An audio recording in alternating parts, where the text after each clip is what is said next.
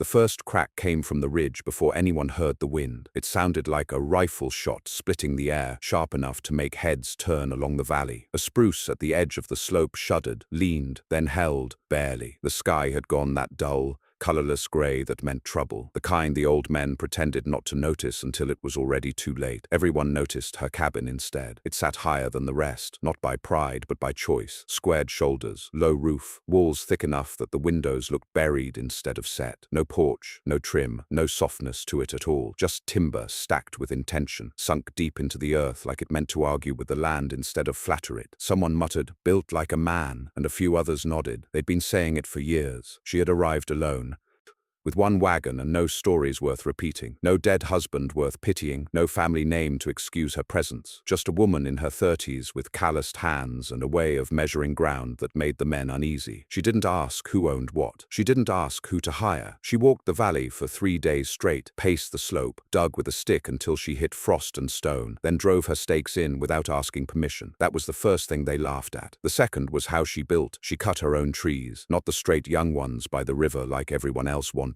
Those were for men with time and teams, but the twisted, slow-grown timber up higher, where the wind had already taught the wood how to bend without breaking. She dragged them down herself, sometimes inch by inch, sometimes sliding them on packed earth after a freeze. No singing, no help, just steady work, day after day, until the ground around her chosen spot looked trampled and stripped, like something permanent was happening there, whether the valley liked it or not. "She's wasting good muscle," someone said when she levered a beam into place using stone and rope instead of asking for hands. "She'll never finish before winter," another added. "She's setting it wrong," a third laughed. "Cabin ought to face the sun." Hers didn't. Her door faced the slope. Her back wall faced the wind. When the first walls went up, the comments sharpened. They watched her stack logs tight, shave them flat where they met, pound chinking deep instead of smearing it wide. She didn't leave gaps to settle later.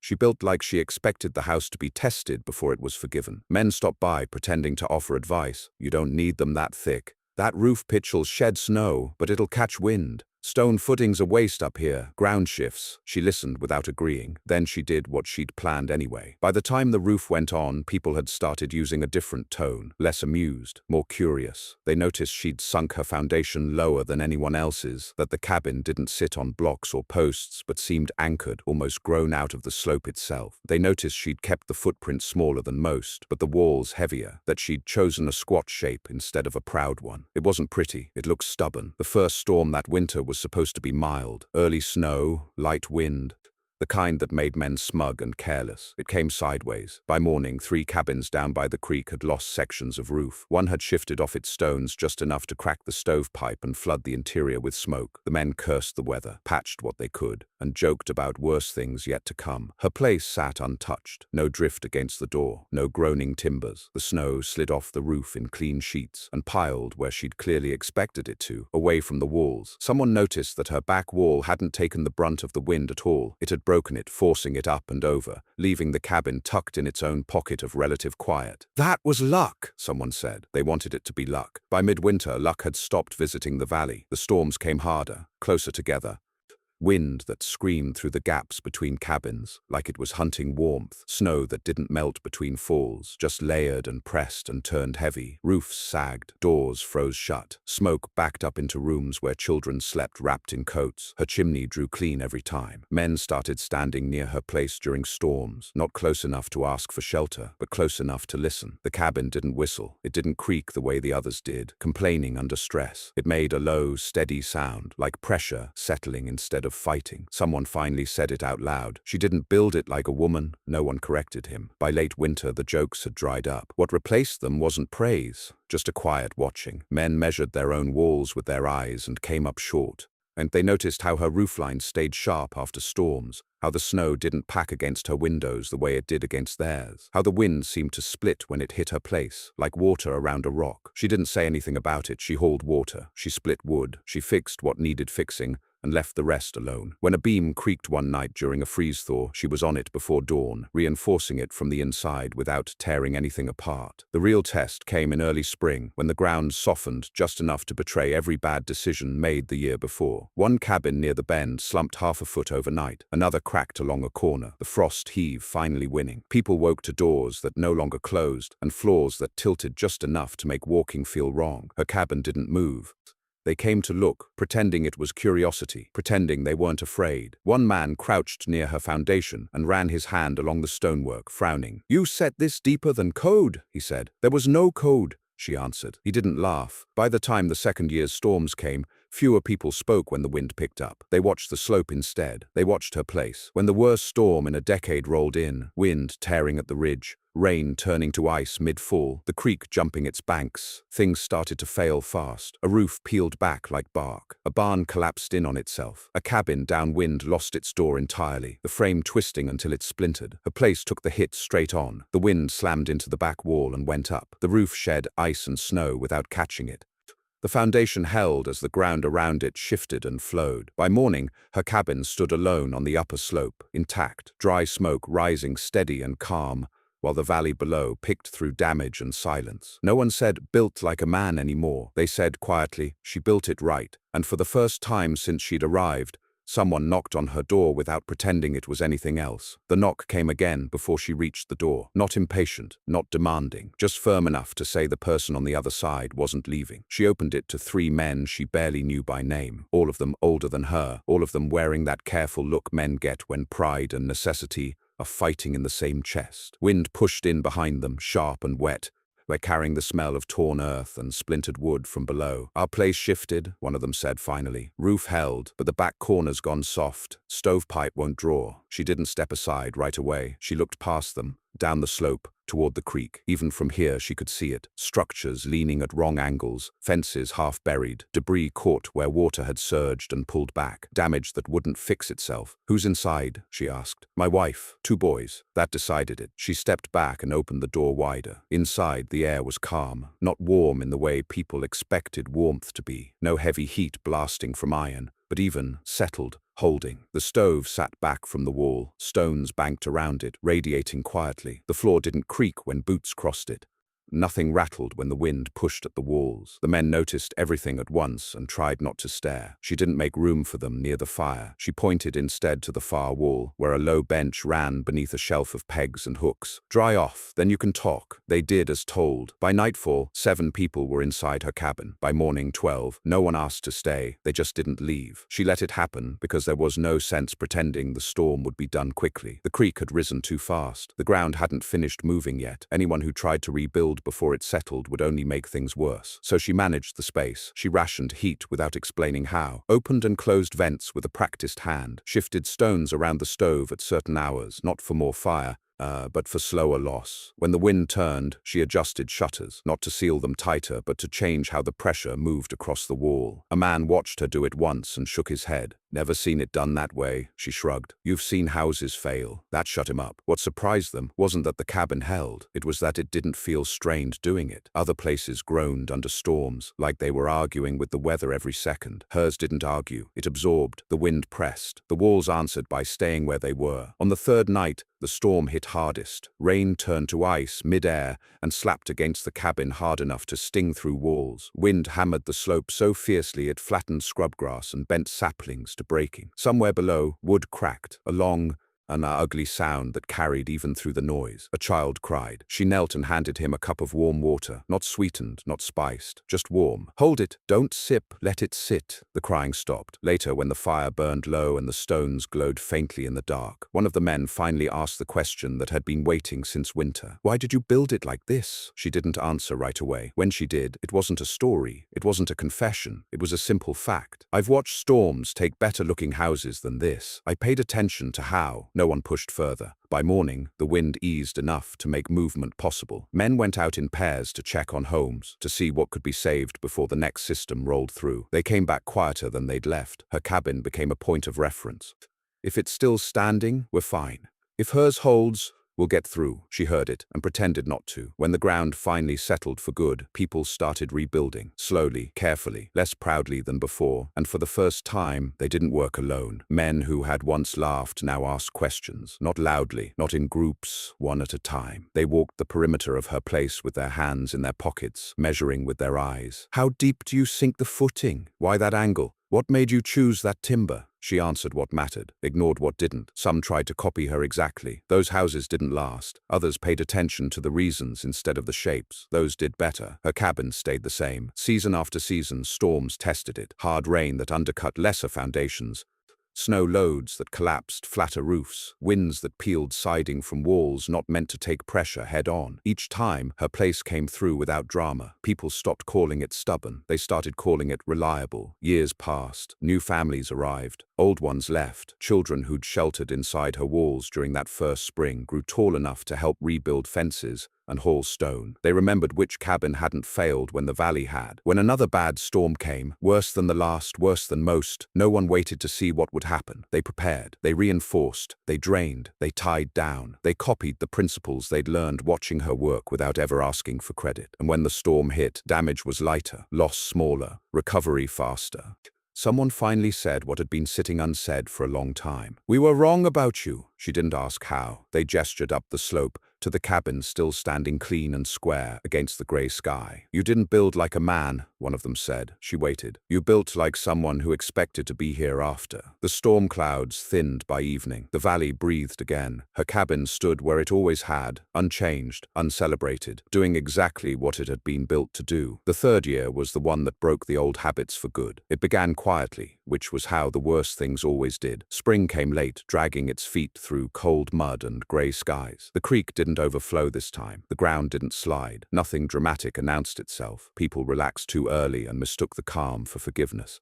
She didn't. She noticed the frost lingering deeper in the soil than it should have. She noticed how the trees leafed unevenly, some branches bare while others rushed green as if trying to make up for lost time. She noticed the way the wind changed direction at odd hours, slipping down slope when it should have stayed high. When she started reinforcing the back wall again, quietly, without comment, someone asked if she expected another bad one. "I expect weather," she said. "It doesn't need a reason." That summer burned hot and dry. The creek shrank, the soil cracked, wood dried until it rang when struck. Men worried about fire more than storms, kept buckets close, watched the hills for smoke. The cabins looked solid enough in sunlight, newly patched and improved, but the bones beneath hadn't all learned the same lessons yet.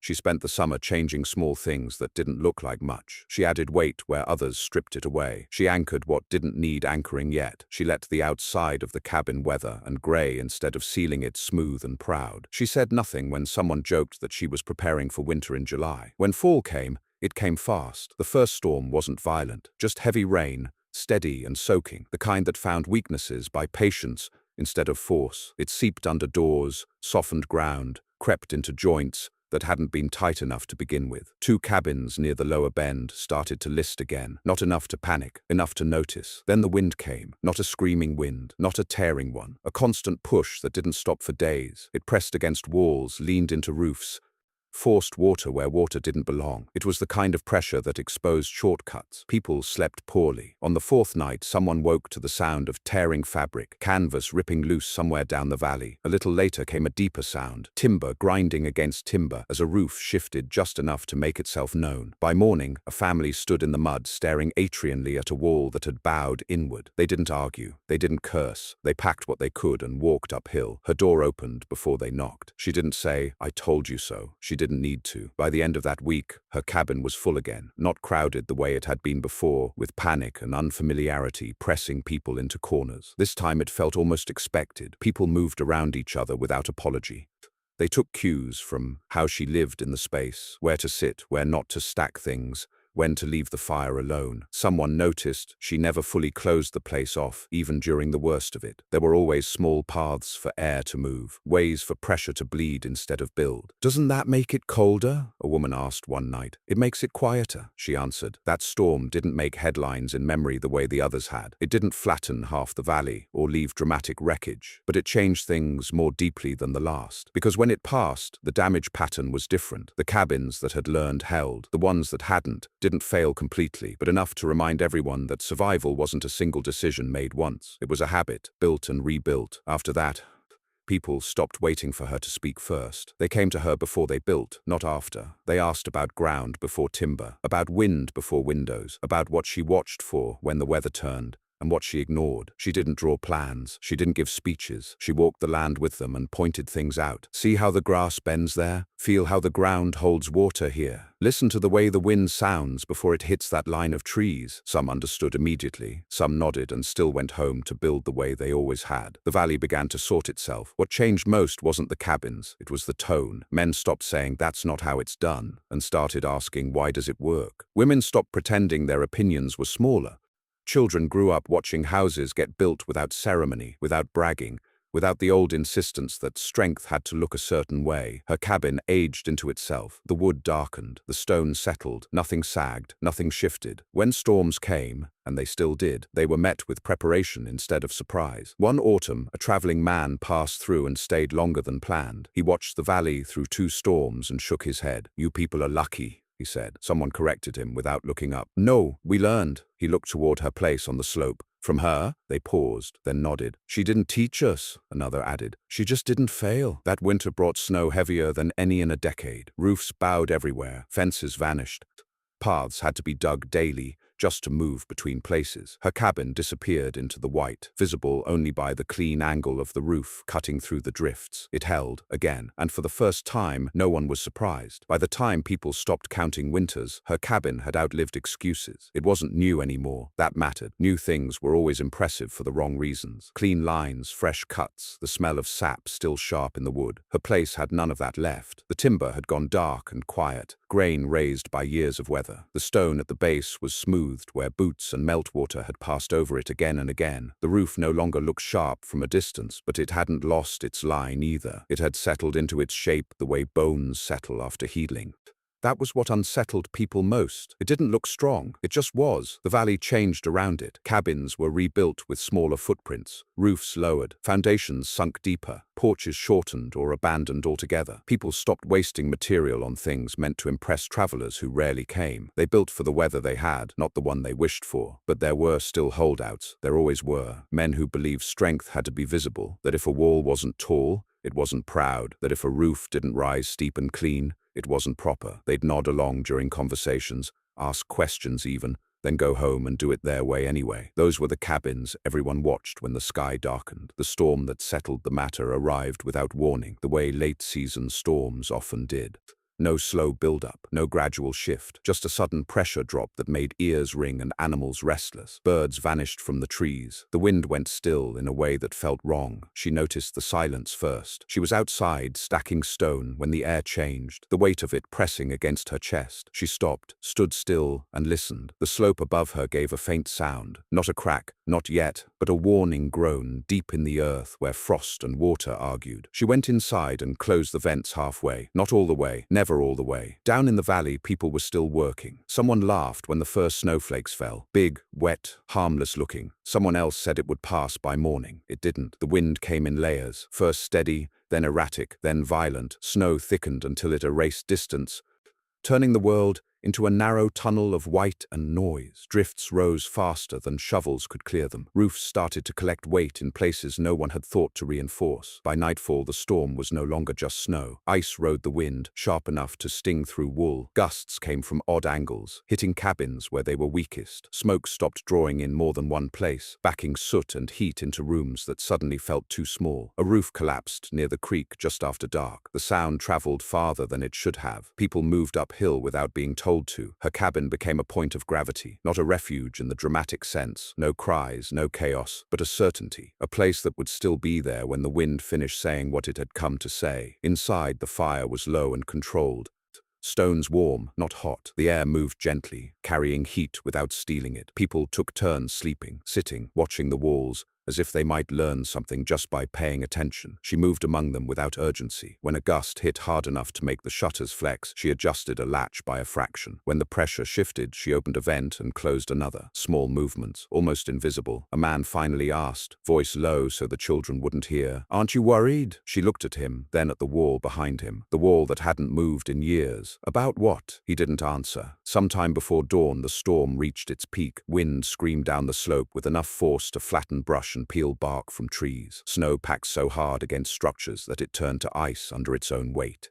Somewhere nearby, wood snapped, a long final sound. Her cabin took the full force. The back wall absorbed the hit and pushed it upward. The roof shed what it could, held what it had to. The foundation stayed locked into the slope as the ground around it shifted and groaned. Inside, the sound never rose above a steady roar. When the storm finally broke, it did so all at once. As if exhausted, the wind fell away. Snow drifted down instead of sideways. The world emerged, altered, buried, quiet. People stepped outside slowly. The valley looked wounded. Cabins leaned at angles that made the eye hurt. Roofs sagged or lay broken under white weight. Fences had vanished completely, swallowed without a trace. Smoke rose from only a handful of chimneys. Her cabin stood clean against the slope, snow piled where it was meant to pile, walls straight, our roof intact. No one said anything for a long time. Then one of the men, the kind who used to laugh the loudest, took off his hat and held it in both hands. "We were wrong," he said. Not loudly, not for show, just enough for the people closest to hear. About what? No one asked. They all knew. The days that followed were hard. Clearing snow, salvaging what could be saved, helping those who'd lost more than they could afford to lose. Her cabin wasn't a shelter anymore. It was a reference. People stood beside their damaged homes and compared angles, depths, choices. They didn't ask how to make things look like hers. They asked how to make them last. She answered when asked, worked when needed, stayed silent when there was nothing useful to add. And slowly, almost without anyone noticing, the words stopped entirely. No one said "like a man" anymore. They said "like she did." Time did what storms couldn't. It wore the valley down gently, season by season, until people stopped remembering exactly when things had changed. They remembered before and after, but the line between blurred. The old jokes faded first, then the tone that had carried them. Newcomers arrived and never heard the phrase that once followed her name, because no one thought to repeat it. Her cabin simply existed. It wasn't pointed out anymore. Not because it wasn't impressive, but because it had become normal in the quiet way that real standards do. When someone said a place was solid, they meant something specific now. When they said "it'll hold," there was an image behind the words, even if they didn't name it. She aged the way her cabin had, without ceremony. Her hair went gray. Her hands slowed but didn't soften. She kept the same habits, watching the slope before storms, checking the stone after freezes, listening more than she spoke. She changed nothing that didn't need changing, replaced what wore out, let the rest be. The valley grew around those choices. Children who had once slept on her floor during storms now had homes of their own. They built differently from their parents. Lower roofs, heavier walls, thoughtful placement instead of hopeful placement. When they argued, it wasn't about pride anymore. It was about what had lasted. When storms came, and they still did because the land never promised otherwise, the valley met them with preparation instead of bravado. People cleared channels before the rain arrived. They weighted roofs before the snow piled. They left space for pressure to move, instead of trapping it and daring it to break free. Loss didn't disappear, but it stopped being constant. One winter, the worst storm in living memory came again, worse than the one years before. Wind tore at the ridge with a sound like tearing cloth. Snow fell so thick it erased distance completely. Trees snapped. The creek froze solid, then broke beneath its own weight. Cabins across the valley held, not all of them perfectly, not all without damage, but they held. Her cabin took the storm the way it always had, quietly, without comment. No one gathered there this time. No one needed to. When the storm passed, people emerged into a valley, changed but standing. Smoke rose from chimneys up and down the slope. Doors opened, voices carried, someone laughed. Later that spring, when the melt ran clean and the ground finally softened, she walked the perimeter of her place one last time, checked the stone, ran her hand along the wall, listened. Nothing asked for attention. She went inside and sat by the stove, the stones warm in the familiar way that didn't press or overwhelm. The fire burned low. Outside, the wind moved through trees that had learned where to bend. When she died, it wasn't during a storm. It was quiet, ordinary, the kind of ending that never makes stories on its own. They buried her on the slope, not far from the cabin, where the ground held firm and the view took in the whole valley. daily. People came from places she'd never visited, people who'd only heard her name in passing, attached to advice that had saved them trouble or loss. They didn't argue about what to say. Someone tried once to repeat the old phrase, half as a joke, half as a nod to history. No one laughed. They stood there instead, looking at the cabin above them, the one that had seen every storm they could remember, the one that hadn't needed to be rebuilt, reimagined, or defended. It had simply been right. Years passed. The cabin outlived her by decades. It outlived the men who'd mocked it, outlived the arguments that had once circled it, outlived fashions in building and brief returns to pride. When storms came, new generations still looked up the slope, even if they didn't know why. Eventually, someone new asked the question again, standing where others once had. "Why does that one still stand?" An older voice answered without hesitation. "Because it was built to last, not to prove anything." And the wind moved on, as it always did, leaving the cabin where it had always been, quiet, grounded, and unbroken, long after the words that once tried to define it were gone.